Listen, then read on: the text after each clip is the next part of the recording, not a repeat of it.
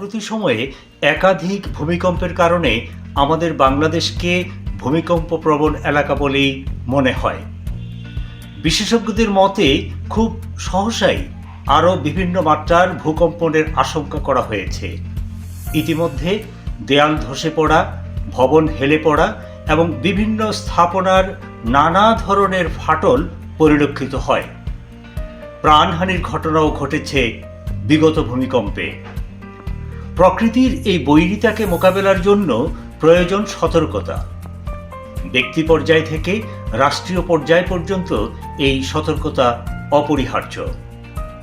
বিগত ভূমিকম্প পরবর্তী বহুতল বিশিষ্ট শিক্ষা প্রতিষ্ঠানগুলির হালচাল পর্যবেক্ষণে কোনো পদক্ষেপ নেওয়া হয়েছে কিনা আমার জানা নেই। শিক্ষা প্রতিষ্ঠান কর্তৃপক্ষ ও শিক্ষার্থীরা এ বিষয়ে গুরুত্বপূর্ণ ভূমিকা পালন করতে পারে। শিক্ষার্থীদের নিরাপত্তার বিষয়টি চিন্তা করে সরকারেরও থাকা উচিত নানামুখী পর্যবেক্ষণ ও পরিকল্পনা। একজন সাধারণ নাগরিক হিসেবে ন্যূনতম দায়িত্ববোধের তাগিদে আমার এই পদক্ষেপ। সৃষ্টিকর্তা আমাদের সহায় হোক।